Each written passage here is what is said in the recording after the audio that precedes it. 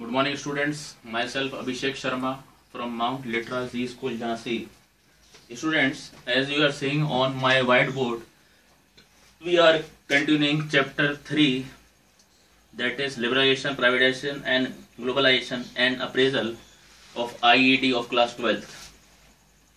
Today, we are going to discuss why new economic policy is demanded in July 1991.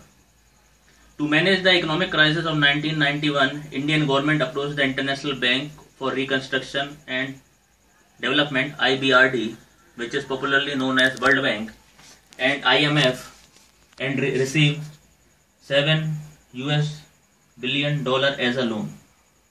For availing the loan, these international agencies expected India to liberalize and open up the economy by removing restrictions on the private sector, reducing the role of government sector in many fields, and removing trade restrictions.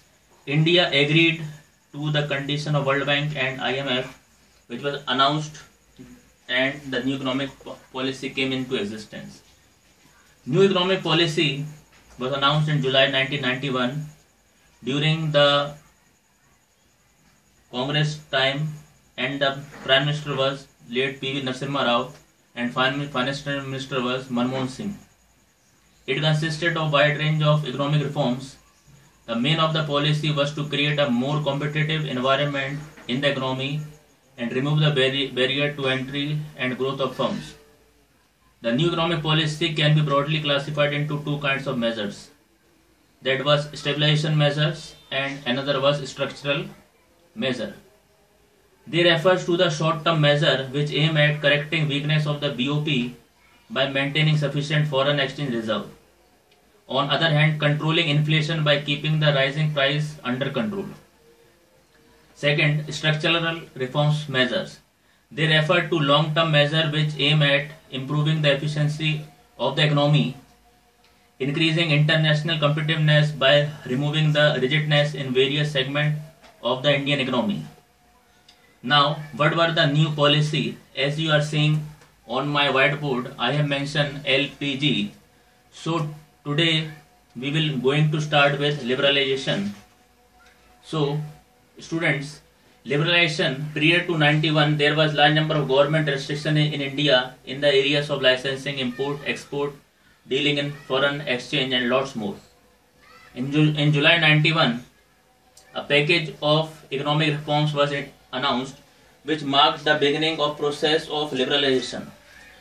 Liberalization means removal of entry and growth of restriction on the private sector. Liberalization involves deregulations and reduction of government control and greater autonomy freedom of private investment to make economy more competitive. Now, under this process, business is given free hand and is allowed to run on commercial lines.